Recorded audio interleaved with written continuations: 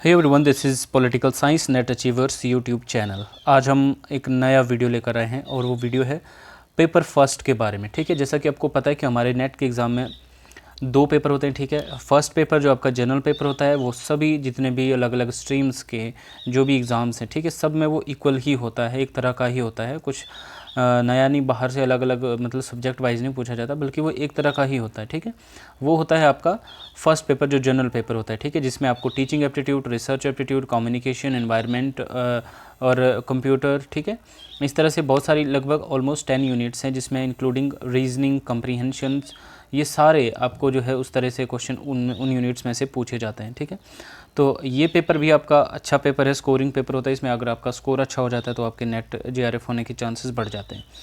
तो साथ ही साथ हम बात करेंगे इस फर्स्ट पेपर के बारे में, जैसा कि हम already second paper political science की हम बात कर ही रहे हैं इस चैनल के माध्यम से, लेकिन हम फर्स्ट पेपर को भी इग्नोर नहीं कर सकते। इसलिए आज से हम कोशिश करेंगे कि एक वीडियो में कंटिन्यू में कहीं ना कहीं फ़र्स्ट पेपर पे भी लेकर आता रहूँ, ताकि धीरे धीरे आपकी एक छोटी सी कहीं ना कहीं थोड़ी सी मदद भी हो जाए। ठीक है, फर्स्ट पेपर के लिए तो आपको पता है कि सबसे पहली यूनिट हमारी फर्स्ट पेपर में वो है टीचिंग एप्टीट्यूड। ठीक है, शिक्षण अभिक्षमता जो इम्पोर्टेंट ये यूनिट है, जिसमें से लगभग आपको एक तो अगर बेसिक इसमें देखा जाए तो 5 क्वेश्चन तो आते ही हैं, लेकिन समटाइम क्या होता है, 2 यूनिट हैं, एक होगी आपकी रिसर्च और एक होगी आपकी टीचिंग एप्टीट्यूड। यहाँ से 5 से भी ज़्यादा क्वेश्चन पूछे जाते हैं, 7-7 क्वेश्चन पूछे जाते हैं, 8-8 क्वेश्चन पूछे जाते हैं, 6-6 क्वेश्चन पूछे जाते हैं। ठीक है, तो यहाँ से आपके मार्क्स बनने के बहुत ज़्यादा चांसेस रहते हैं, क्योंकि जो टीचिंग एप्टीट्यूड है ये एक कॉमन सेंस यूनिट है। ठीक है, इसमें कहीं ना कहीं आपको एक कॉमन सेंस यूज़ करनी होती है कि बतौर टीचर आप क्लासरूम में किस तरह से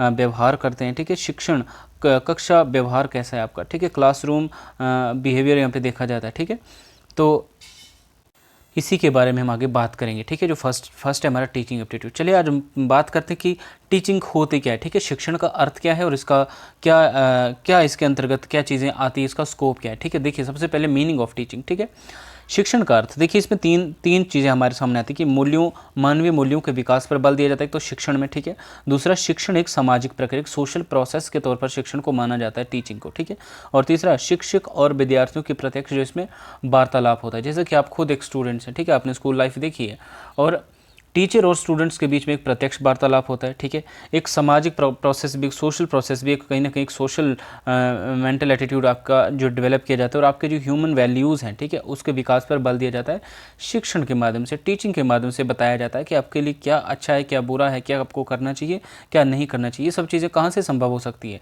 शिक्षण के माध्यम से। ठीक है, तो देखिए शिक्षण प्रक्रिया के अंतर्गत हम औपचारिक एवं अनौपचारिक रूप से सीखने के अनुभवों को विस्तार देते हैं। मतलब जो टीचिंग होती है ये दो तरह से हमारे पास आती है, एक तो औपचारिक और अनौपचारिक। ठीक है, जो फॉर्मल एजुकेशन होती है, आगे हम बात करेंगे कि फॉर्मल और इनफॉर्मल एजुकेशन क्या होती है। ठीक है, फिलहाल दोनों तरीके से हम जो है ज्ञान लेते हैं या हमें शिक्षण मिलता है। ठीक है, नव शिक्षण समाज में बदलाव लाने के लिए एक विद्यालय उपकरण माना जाता है। ठीक है, मतलब एक विद्यालय उपकरण है, एक स्कूल में पढ़ाया जाने वाला एक ऐसा उपकरण है जिसके माध्यम से क्या किया जा सकता है, समाज में बदलाव लाया जा सकता है। ठीक है, और वर्तमान परिवेश में शिक्षण का जो उद्देश्य है वो क्या है, विद्यार्थियों में अधिगम करके सीखने की गतिशीलता लाना है। अधिगम क्या होता है, लर्निंग। ठीक है, विद्यार्थियों में लर्निंग करके उनसे याद करवा के या उनको पढ़ा के उनके अंदर जो है सीखने की गतिशीलता लाना ही शिक्षण का वर्तमान परिवेश माना जाता है। ठीक है, देखिए आपको ये बड़ी कॉमन सेंस की बात है और आपको याद रखना भी चाहिए, याद रखना भी पड़ेगा कि शिक्षण का अर्थ आपके अनुसार क्या होना है, जो भी मतलब पॉजिटिव चीज़ है। ठीक है, टीचिंग में एक चीज़ आप ये देखना है, जो भी पॉजिटिव चीज़ है और कहीं ना कहीं स्टूडेंट के वेलफेयर की बात कर रही हो। ठीक है, आप यूँ समझिए कि वो तो सही आपका आंसर आएगा ही आएगा। ठीक है, और इस तरह से क्वेश्चन पूछे जाते हैं कि आपके अकॉर्डिंग व्हाट इज़ टीचिंग और व्हाट इज़ नॉट टीचिंग। ठीक है, टीचिंग क्या है, तो इसी उद्देश्य से आपको ये समझना ज़रूरी है गहनता से। ठीक है ना, शिक्षा का मूल जो अर्थ है वो क्या है, शिक्षा प्रदान करना। ठीक है, और शिक्षा शब्द की उत्पत्ति जो है शिक्ष शब्द से हुई है, विच मीन्स ज्ञान प्राप्त करना। ठीक है, शिक्षा के माध्यम से हम अपने संस्कारों व व्यवहारों का निर्माण करते हैं, बिल्कुल सही बात है, अपनी क्षमताओं एवं निहित योग्यताओं का पूर्ण विकास कर सकते हैं। ठीक है,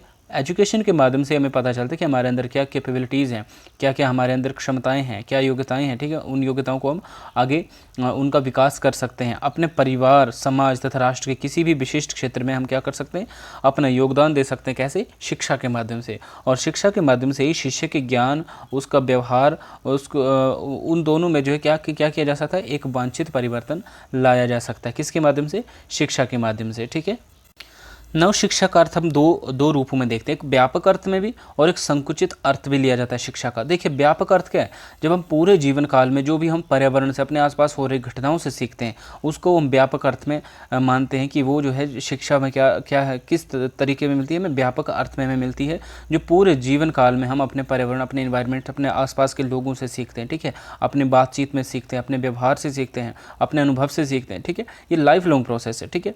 लेकिन अगर संकुचित अर्थ में देखा जाए तो शिक्षण जो है संस्थानों में प्राप्त शिक्षा होती है, ठीक है। संकुचित अर्थ में जो है शिक्षा कहाँ प्राप्त की जा सकती है? शिक्षण संस्थानों में भी प्राप्त होती है, क्योंकि जहाँ पे आपका संकुचित क्यों है वो? क्योंकि वहाँ पे आपका एक फिक्स टाइम पीरियड है, एक प्री प्लान्ड योजना है, ठीक है। आप मतलब पहले प्लान करके जा रहे हैं, वहाँ पे एक फिक्स करिकुलम है, पाठ्यक्रम है, एक शिक्षक है आपके पास जो शिक्षक आपको सिखाता है, ठीक है। मतलब सब कुछ वो फॉर्मेलिटी है, फॉर्मल तरीके से सब कुछ हो रहा है, ठीक है, जो कि शिक्षण संस्थानों जैसे कॉलेजेस, स्कूल्स में होता है, ठीक है। तो वहाँ पे जो आपकी शिक्षा है, ठीक है, उसको संकुचित अर्थ में लिया जाता है। लेकिन व्यापक अर्थ में आप पूरे जीवन काल तक, आप अनंत काल तक आप सीखते रहते हैं, ठीक है।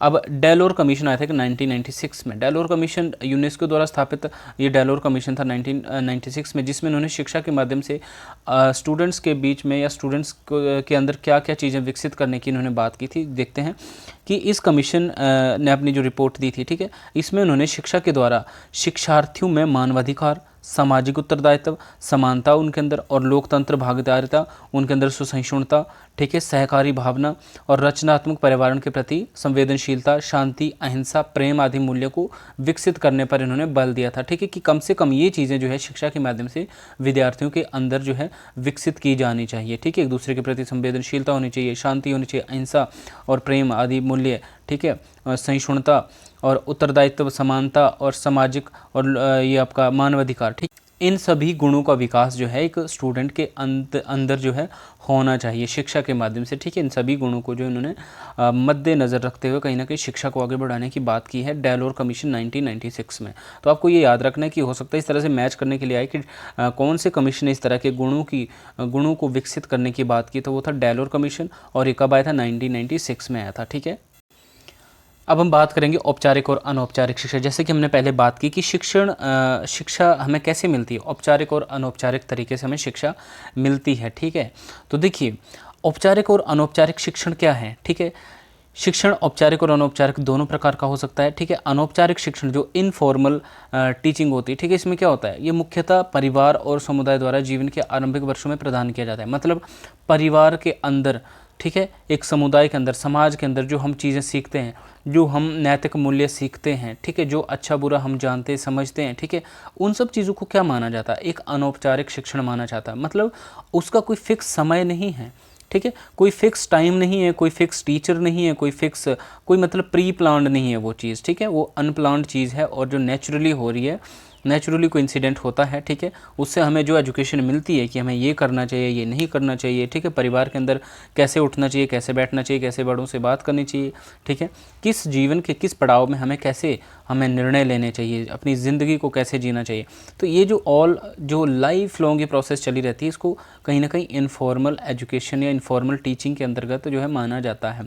लेकिन दूसरी ओर अगर हम इसके अनौपचारिक पार्ट पर बात करें कि औपचारिक शिक्षण की बात करें, ठीक है, तो जो फॉर्मल टीचिंग होती है इसमें क्या होता है, औपचारिक शिक्षण में शिक्षण कहाँ मिलता है हमें? संस्थान में, ठीक है, या शिक्षक की भूमिका अहम होती है इसमें, ठीक है, और इसमें शिक्षार्थी को कुछ शुल्क भी देना पड़ता है। तो देखिए यहाँ पे कौन सी एजुकेशन की बात हो रही है, यहाँ पे बात हो रही है जो आप स्कूलों में और कॉलेजेस में आप एजुकेशन लेते हो, ठीक है, वहाँ का जो टीचिंग है वो कैसी है, आपको वहाँ पे फीस देनी पड़ती है, आपको वहाँ पे पहले प्लान करके जाना पड़ता है, आपके पास एक फ़िक्स टाइम पीरियड है वहाँ पर कि आप मान लीजिए 10 से 6 बजे तक ही, शाम के 4 बजे तक ही आप स्कूल में रह सकते हो, ठीक है। आपको फलां टीचर ये चीज़ पढ़ाएगा, पहले से सारा कुछ प्री डिसाइडेड है, ठीक है, आपको फीस देनी पड़ेगी, टाइम पीरियड है, टीचर है, ठीक है, सब कुछ आपका प्री प्लान है। तो इस एजुकेशन को हम क्या कहते हैं, औपचारिक शिक्षण, और ये संकुचित है, ठीक है। लेकिन इसके विपरीत अगर हम अनौपचारिक शिक्षण की बात करें तो ये व्यापक है, क्योंकि ये हम पूरी ज़िंदगी भर सीख रहे हैं। और जो औपचारिक शिक्षण है ये सिर्फ कुछ टाइम पीरियड के लिए हम स्कूल में जाते हैं, ठीक है, या कॉलेजेस करते हैं, यूनिवर्सिटी करते हैं, उसके बाद हम मान लो कहीं जॉब वगैरह में लग जाते हैं, तो अब स्कूल और कॉलेज जाने की ज़रूरत तो नहीं होगी ना, ठीक है। उसके बाद की जो आपकी शिक्षा होगी वो आपकी नॉन फॉर्मल होगी, जिसमें आप खुद से सीखेंगे, अपने अनुभव से सीखेंगे, अपने एक्सपीरियंस से सीखेंगे, ठीक है। तो इस तरह से ये बात की जाती है इसमें। आपको क्वेश्चन ऐसे भी आ सकता है कि इनफॉर्मल और फॉर्मल एजुकेशन में क्या फ़र्क होता है, ठीक है। तो अपने दोनों याद रखनी, ठीक है। शिक्षण के पक्षों की बात करते हैं। देखिए 3 चीज़ें शिक्षण में बहुत महत्वपूर्ण होती है, ठीक है। इस तरह से क्वेश्चन भी आपसे पूछा जा सकता है, ठीक है, कि शिक्षण के क्या क्या पक्ष हैं। शिक्षण मीन्स टीचिंग में क्या क्या चीज़ें इंपॉर्टेंट है। एक तो शिक्षक होना चाहिए, टीचर होना चाहिए। दूसरा विद्यार्थी होना चाहिए, अगर विद्यार्थी नहीं तो शिक्षक पढ़ाएगा किसको। और तीसरा पाठ्यक्रम होना चाहिए, आपके पास सिलेबस होगा, ठीक है। अगर सिलेबस नहीं है तो शिक्षक विद्यार्थी को क्या पढ़ाएगा। मतलब ये 3 चीज़ें बहुत इंपॉर्टेंट है। जैसे मान लो हमारी संसद है ना, कि लोकसभा है, राज्यसभा और उसके बाद राष्ट्रपति है, ठीक है। वो 3 इंपॉर्टेंट एलिमेंट है हमारी पार्लियामेंट के, ठीक है। तो वैसे ही शिक्षण के भी ये 3 इंपॉर्टेंट एलिमेंट है कि इसमें शिक्षक, विद्यार्थी और पाठ्यक्रम, ये 3 चीज़ें होनी चाहिए, ठीक है। शिक्षक पाठ्यक्रम के माध्यम से किसको पढ़ाएगा, विद्यार्थियों को पढ़ाएगा, ठीक है। और अगर मान लीजिए पाठ्यक्रम भी विद्यार्थी भी शिक्षक है ही नहीं तो भी शिक्षण पूरा नहीं है। खाली पाठ्यक्रम और शिक्षक है तो विद्यार्थी नहीं तो भी शिक्षण पूरा नहीं है। विद्यार्थी है ही नहीं शिक्षक और पाठ्यक्रम है तो पढ़ाएगा किसको, शिक्षक, ठीक है। तो ये तीनों एक दूसरे के साथ घनिष्ठता के साथ जुड़े हुए, तीनों मतलब एक दूसरे के पूरक है, ठीक है। अब शिक्षण कला व विज्ञान, क्या शिक्षण कला और विज्ञान है। तो देखिए इस तरह से भी क्वेश्चन आता है और आपने ऐसा आपने से बोलना कि शिक्षण जो है वो कला और विज्ञान दोनों हैं, ठीक है। शिक्षण कला व विज्ञान दोनों है। कला क्यों है, क्योंकि ये अनुभवों पर आधारित है, ठीक है। टीचिंग जो है अनुभवों पर आधारित है। और विज्ञान क्यों, क्योंकि इसमें क्रमबद्धता पाई जाती है, मतलब सिस्टमेटिकली आपको जो चीज़ें सिखाई जाती है, पढ़ाई जाती है, तो उसमें क्रमबद्धता है, सिस्टमेटिकली है वो चीज़, इसलिए इसको विज्ञान कहा जाता है। और ये अनुभवों पर आधारित होती है, इसलिए इसको कला कहा जाता है। तो ये शिक्षण जो है कला और विज्ञान दोनों है, ठीक है। जो अधिगम लर्निंग होती है, ठीक है, वो शिक्षण के माध्यम से ही होती है, जो कि कक्षा में होती है। वो कक्षा कहाँ होती है, विद्यालय में होती है, ठीक है। और विद्यालय कहाँ एग्जिस्ट करता है, समाज में एग्जिस्ट करता है, ठीक है। तो ये सारी चीज़ें चली रहती है। इस लेक्चर में इतना ही करेंगे हम, ठीक है। नेक्स्ट वीडियो में हम बात करेंगे नेचर क्या है, टीचिंग शिक्षण का जो नेचर है और उसकी क्या क्या इंपॉर्टेंट फीचर्स हैं उनके बारे में बात करेंगे। आई होप ये लेक्चर आपके लिए काफ़ी बेनिफिशियल रहा होगा। अगर वीडियो अच्छा लगा तो वीडियो को लाइक कीजिए, कमेंट और शेयर ज़रूर कीजिए। और बाकी मिलते हैं नेक्स्ट वीडियो में, तब तक जय हिंद।